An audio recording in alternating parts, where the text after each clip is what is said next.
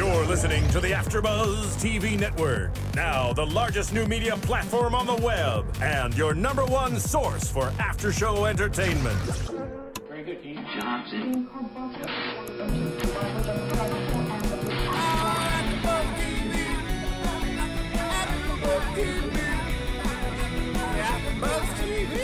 From the AfterBuzz Studios in Los Angeles, California, presented by Maria Menounos and Bing.com, and streaming live thanks to Akamai Technologies, this is AfterBuzz TV's Old School Wrestling After Show.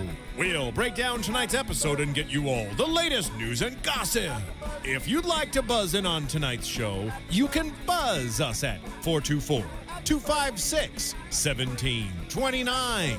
That's 424-256-1729. And now, another post-game wrap-up show for your favorite TV show. It's AfterBuzz TV's Old School Wrestling After Show. Yay, you look excited. I'm very excited. We're here at Old School Wrestling. I'm Ric Drasin, your host, along with Ryan Clum. Hello. Your face just changes when we come to the Old School Wrestling. It does, doesn't you love it. I know, I do. And Chris Mastro. Hello. And our special guest, Shannon Ballard, who is an old school wrestler who can lend a lot of expertise and comments in this. I thought you guys would have thrown me out by now, but oh, we love you. Thank you for letting me stay even longer than I expected. Well, you're buying dinner. Okay. Deal. Done. Okay. There's a lot to be said about old school wrestling. We were talking about it on SmackDown because you had said things have changed so much over the years, the way WWE is now. And back in the day that you brought your own character to the ring, like you said, it was a melting pot. Would you like to elaborate on that and say it again? Yes, I would. Okay. I thought, like, back in the day, everybody brought something different to the table. They were all trained in different areas of the country. They all had different styles, but they were able to mesh them together. And they had to create their own stories. They didn't have somebody writing stuff for them. They didn't have people writing their promos. Their popularity and their push went off of how hard they worked and how good of a worker they were, because back then wrestling was wrestling. Yeah. Now wrestling is strictly entertainment. Right. And it's like, that's why I think it should just be called worldwide entertainment instead of world wrestling entertainment, because the wrestling is actually in the background. Yeah, and I think they've officially changed to just WWE and taken the wrestling out of it, too. Did they? I believe so officially, or they were working on it, yeah, that just to be just WWE. No more World Wrestling Entertainment, yeah. So it would be Worldwide Entertainment. No, it would be just WWE. That would be the name of the company. It would yeah, no longer Worldwide Entertainment, right? Yeah, it wouldn't stand for any. The letters wouldn't stand for anything. It would just be WWE. Isn't that a shame though? Because wrestling was always something that you hear people say, "Oh, my grandmother used to watch it all the time, and she'd go crazy on the TV watching, and she'd throw her cane at the guys." Because Over 100 years it's been around. Yeah. I mean, you're taking something that was a home staple and changing it to something that's not anymore. Yeah. This is like redoing oatmeal to be something different. It is what it is. Right. It's really too bad because we were even talking about back then we had 2 out of 3s in matches. You don't see 2 out of 3s anymore. No, never. You know why? Because you can't hold the audience's attention. Right. Like now it's like the audience's attention span. Like back in the day, they'd give you like 20, 25 minutes to do a match. Yeah. And people would be able to keep the audience. Like watch like Rock and Roll Express versus Midnight Express when Ricky Morton is getting his A handed to him, and he's reaching out for like everybody is in the palm of his hand. When that hot tag happens, like the place just goes nuts. Like nowadays, everybody does like way too many like false finishes. Nobody believes them. It's not a false finish unless like 75% of the audience believes it. Exactly. But everybody does. I'm going to roll the shoulder. Oh, I have to do this because like I think this is a lot of people are going to hate me for this, but I think like I really enjoyed ECW, but I think it kind of like ruined wrestling because like they would do so much that you'd have to shoot someone with a gun to finally finish them by the end of the night, or run put them over through the steamroller. Yeah. It's funny because you brought that up because, Chris, we just talked about this on Saturday. We were talking about psychology, and I said, in between your stuff, connect with the audience. Reach out like you're pleading to save me, help me, so the audience can get involved and want to save you from that, right, Shannon? You want them to save you because you want to connect them and bring them into your world and feel for you and feel sorry for you so that they can get behind you to get the heel. You want, like, you want to, like, feed off of their energy. Like, when the crowd is doing this, it's like they think they're helping you and giving you energy. Right. So but nowadays when the crowd, it's like they only clap when they think they're supposed to, and then people don't do anything because it's like it's like everything's so scripted. So it's like they don't just like go on the fly. Like in the old days, they would listen to the crowd. Well, now it's like they make the crowd like what they're giving them. Yeah, and they're not going to change it. Right, exactly. Yeah, it's like a comedian who feeds off the audience. If he's going sour, he better come up with a new joke. Right. But in the matches, they don't come up with anything new because they don't know anything new. No. So they follow the way the script is. Yeah. And back in the day, you fed off that. If they started coming, you'd milk them a little longer till you made that comeback, and they went nuts. Right. And they would want to kill the heels. Yeah. And like I'm putting over the Midnight Express a lot because that's how me and my brother base a lot of our stuff off the Midnight Express. And Bobby Eaton, beautiful Bobby, was so good.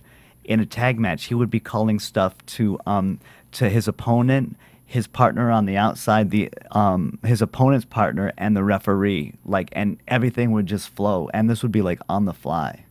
That guy's He'd be like, calling to all four. He'd be calling to everybody. Else? Yeah, because we did a show with Big Boss Man one time, and he.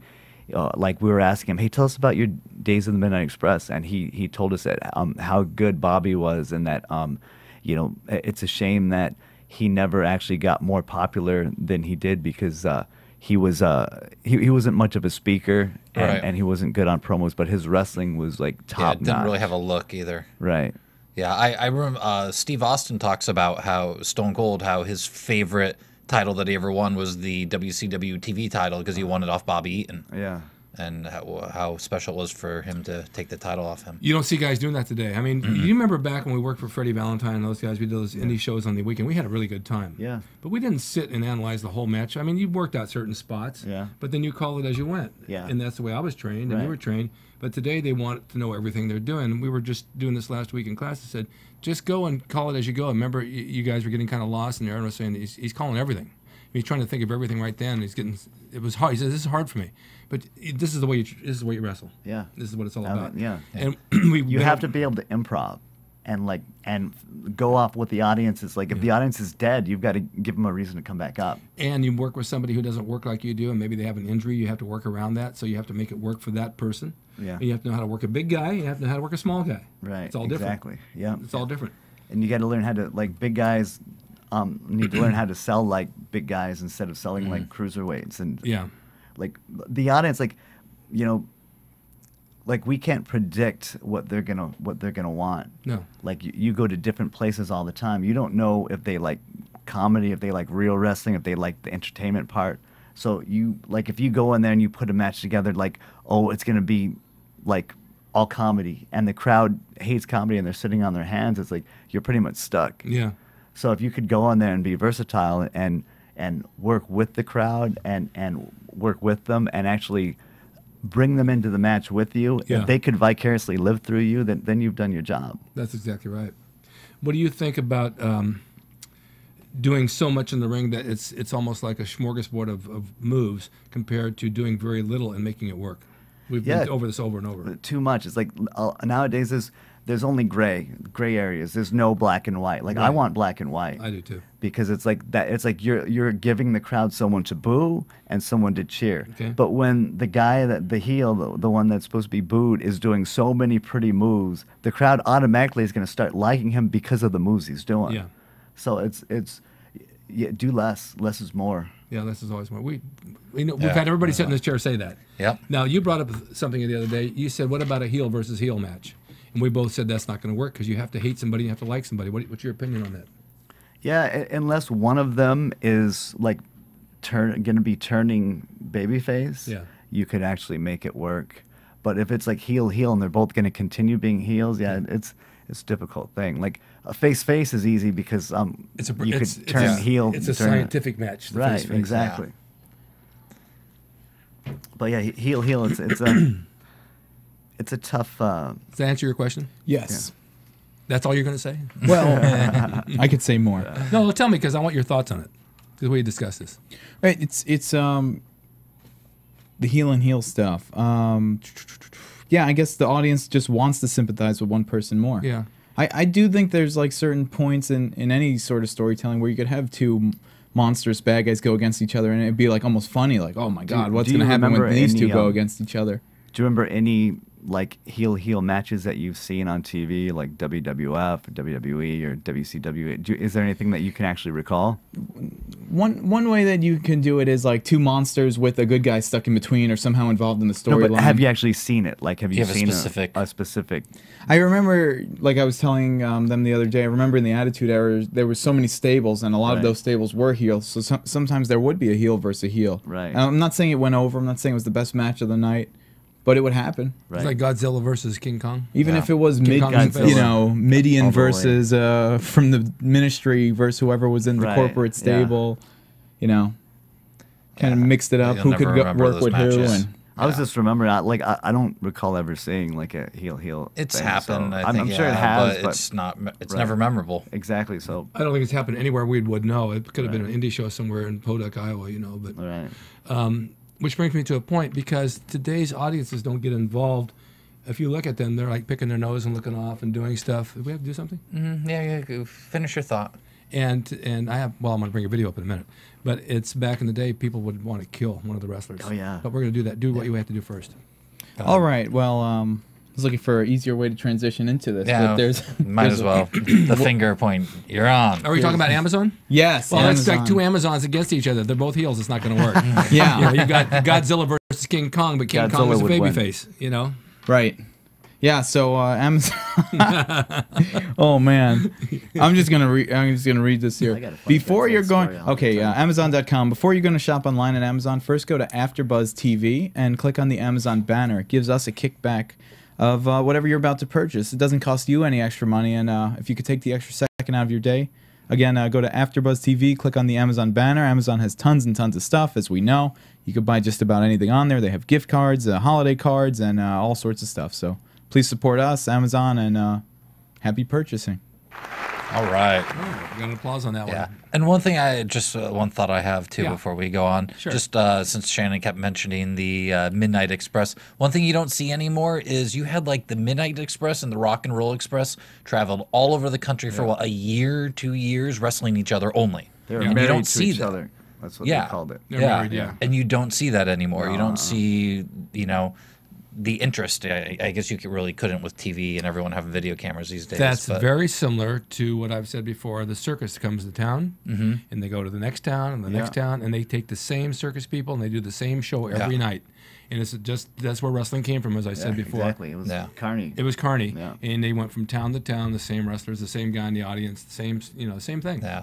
But those that's- 4 guys tore down the house, I think, everywhere they Everywhere went. they went. Match of the night. Yeah. Yeah. For at least a year, maybe longer, right? Way back when we were doing, before even WWE came about, and there was indie shows and indie promoters with television, they made all their money on having the midgets there. Yeah, I remember that. Yeah. And the women. And the women were like older women in bathing suits.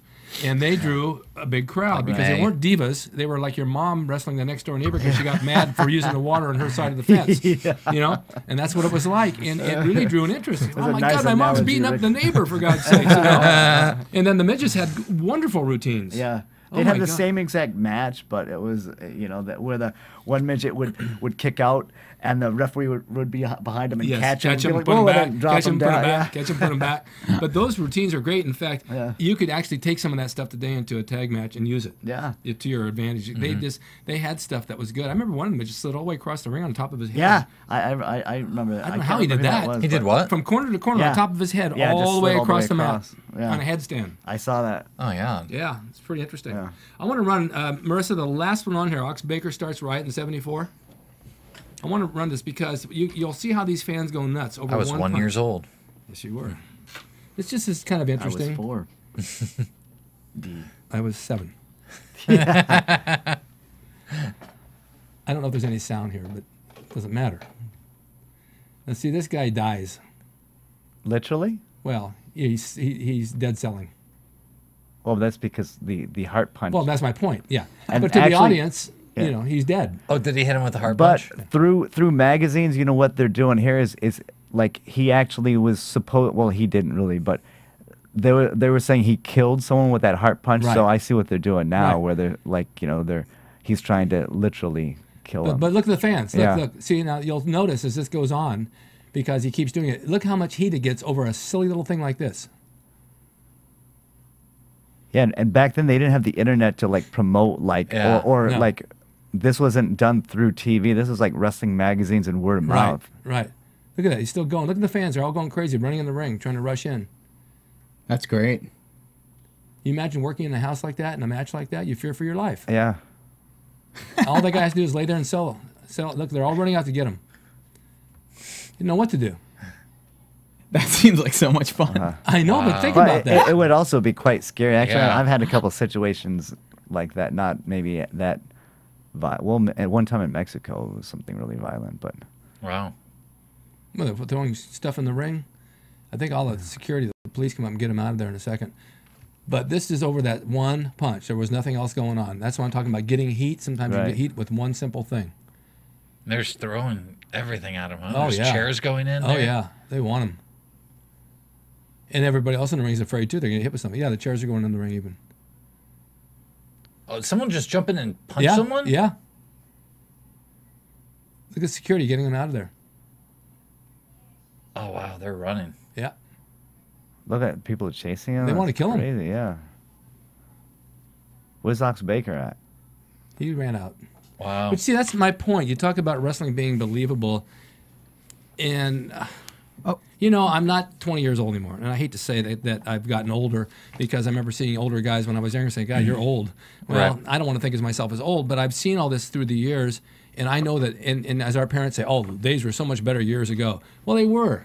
I mean, you go to a wrestling show, you sat there. It was. The world real. was totally totally different. Totally different. And it was a lot more fun. Just like we had the Plant and SmackDown this week. If he had pulled the guy out and beat the crap out of him, the fans would have sat there and cheered because they would have Yeah. known it was part of the show. Or Exactly. booed. Back then, they would have been like, "You just pulled the guy out of the audience. That could have been me." Exactly. And Everybody's so clued in. Like Yeah. all the fans is Smart Marks or Smarks or whatever. It's like with the power of the internet, Yes. like they think they know like every single secret. So when actually And that they have a right to as yeah, well. when a wrestler can actually, speaking of like I'm gonna go off subject here. One thing I can't stand that actually wrestlers do, and it's mostly like the younger guys coming up, is when they have a normal conversation. Like if I'm talking to you like outside, like if I'm like, oh yeah, I met this girl, I was totally working her. It's like they talk with the wrestling lingo. It's In like regular life. yeah, and I can't. It's a pet peeve of mine. I No, hate that. it's like- especially if you're driving in the car with somebody who does it for like 9 hours. You want to mention anyone in specific, or No.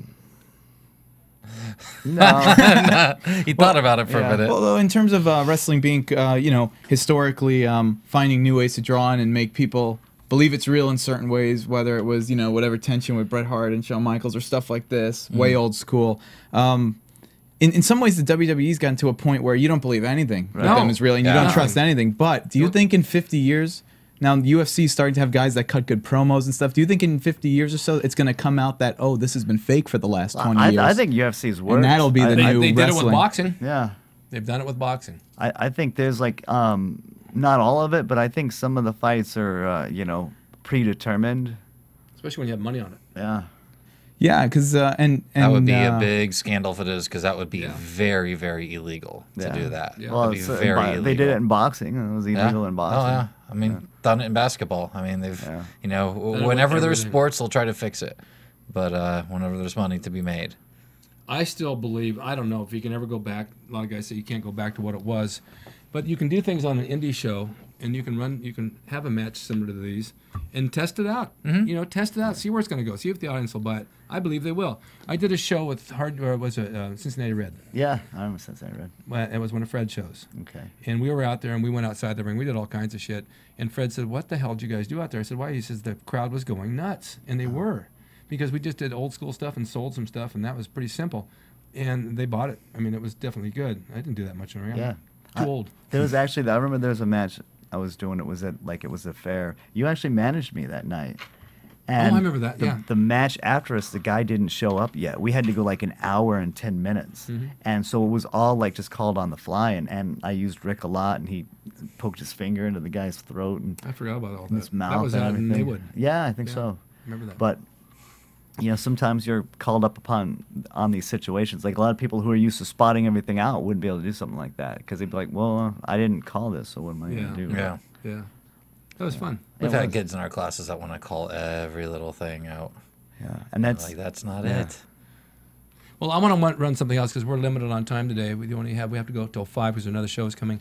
But I want to run the first one, Marissa, Dutch Savage, Buddy Rose, and Lonnie Main, who I thought were all great wrestlers. These guys could really work a match. This was done in Portland, Oregon, where I wrestled, and they had a good technique up there. Remember those guys? I know Buddy Rose. That's Playboy Buddy Rose. Every Saturday night for an hour and a half for your enjoyment. Those of you able to get here, I hope you will very soon. And see that kind of action. The sensational Skip Young. Woo! Is that the referee? I'll tell you, he gets more average just standing Sandy still. Barr. He also wrestled. I bet Is he wearing like a Izod or a Latina shirt? Yeah, that's what it was. There's Dutch Savage in the blue. He has just amazing. Is this 70s? Upward vertical movement. I worked with Dutch a lot. Ed Wiskowski. Kick to the midsection, and the referee looks like just some random guy they picked from the crowd. There's Lonnie Main. Remember Lonnie Main? Oh, all right. He died, but he was really good heel. Let's get it on. Mr. Wiskowski. A whip into neutral corner turnbuckles. A whip over to the corner where Savage belts him. And I think hurt a hand, and while Sandy was overwarning him, Skip Young got a shot on Wiskowski. Now Maine gets one, and Maine's going to do the holding, I think, while Skip Young delivers a right cross. And a headbutt. This was a really good territory to wrestle. They had 7 nights a week, and they always drew good houses. Himself that diving headbutt. Notice how slow they're going. But Skip Young gets taken over in the enemy corner. They're not just move after move. It's Sam Oliver Masson working slow on and him. methodical. As Bass backs off, Rose got a lick or two in on Skip Young. And he does skip across that ring like a flat rock when he gets moving. Like a flat rock on a calm pond. The referee looks like a little league baseball coach. Yeah. Stomped by Rose to the midsection. The mauler, the crippler. Buddy Rose, a man who more than anybody I've ever seen, one of the very few I've ever seen in pro wrestling, that really enjoyed hurting his opponent, crippling him, injuring him.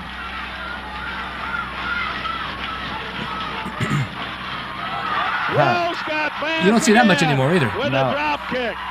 Skip Young turns him over and pins him. Wow. Wow, with what's the drop going on kick. here? You would never see that today. No.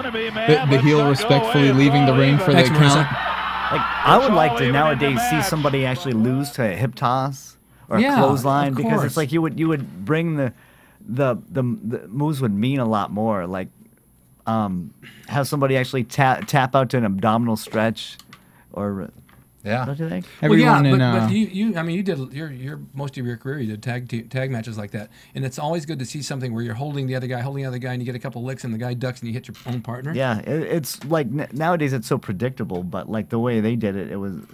That's what's so good about it. Yeah, and because that was a finish, so it meant something. Yes. Like now it's like they duck and they miss, they hit their own guy, and then there's all of a sudden they go right into the next spot. Guys would finish with a drop kick or a body slam. That would be it. 1, 2, 3. And it was done and over with. You catch them the wrong way, and you wind up, boom, and it's over with, and people go, wow, I didn't expect that.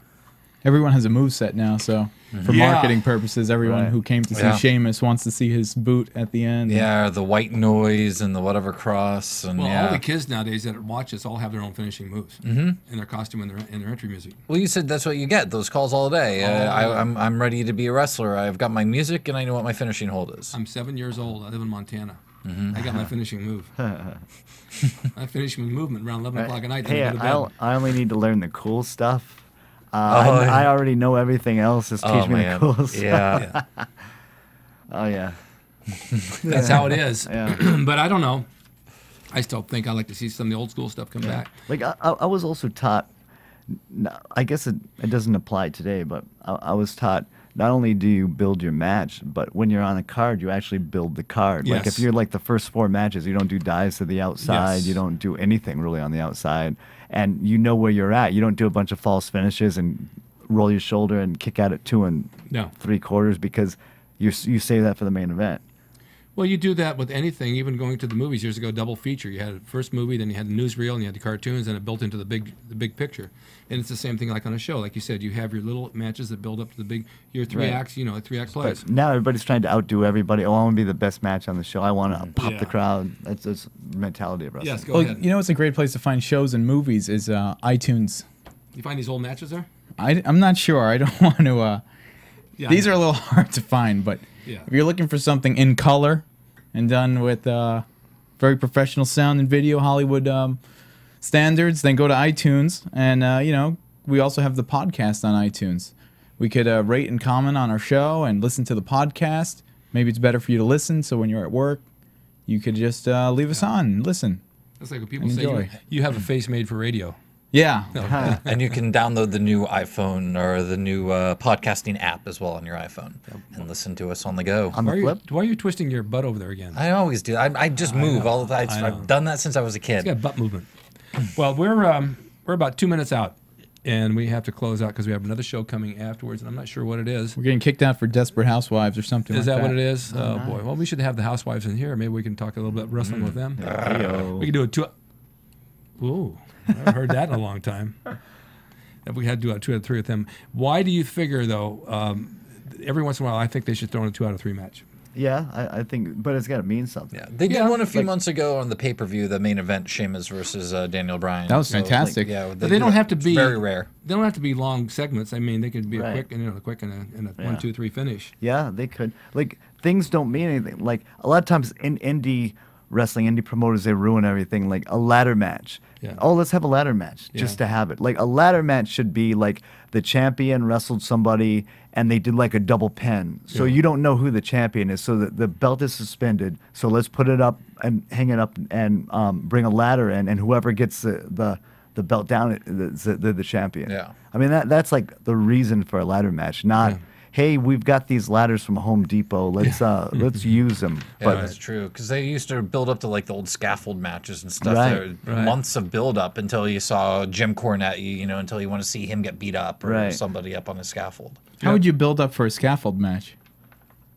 I don't know. That's a good What point. would be the logical build up to put a I scaffold? forget how they built up. They used to do. I haven't seen a scaffold match in years. I say keep wrestling in the Starcade ring. one was Keep it in the fantastic. ring where it belongs. Yeah. That's my theory. Well, thanks for being here, Oh, Shannon. thanks for having me. Hopefully you guys have me back sometime. Whenever you want to come back, we'll have you back. Okay, I'll be back next week. Okay, good. We'll be here. It might just happen. You have something coming up, you said? August 4th, Millennium Pro Wrestling, and I'm starting to put some videos on. There's only a couple up there right now, but on my YouTube channel, YouTube.com/Ryan Clum. Okay, Matt, Chris. Yes, please keep going to daddydoyle.com. We've got lots of videos on sports and entertainment, wrestling, and comedy. So thanks for the support. daddydoyle.com. And Shannon? Yeah, tonight I will be shopping at Ralph's for my weekly groceries. Oh. Can we catch you in the produce section? Yeah, and the meat department. Hey-o. And you can catch me at ricdrasin.com. That's RICDRASIN.com, and rickscorner.com, where I talk about old school wrestling and also old school bodybuilding and legends of the past. And then I have books for sale on there as well and some videos, rickdrasin.com. And thanks for watching Old School Wrestling. We had a good time today. It was fun having you here. Oh, it was lots of fun. Yeah, we're going to have you back. Yeah. What about me front, too? We'll have you in front, back, sideways, upside down, and backwards. All right. That would be completely pleatwards. From Bing.com, executive producers Maria Menounos, Kevin Undergaro, Phil Svitek, and the entire AfterBuzz TV staff, we would like to thank you for listening to the AfterBuzz TV network.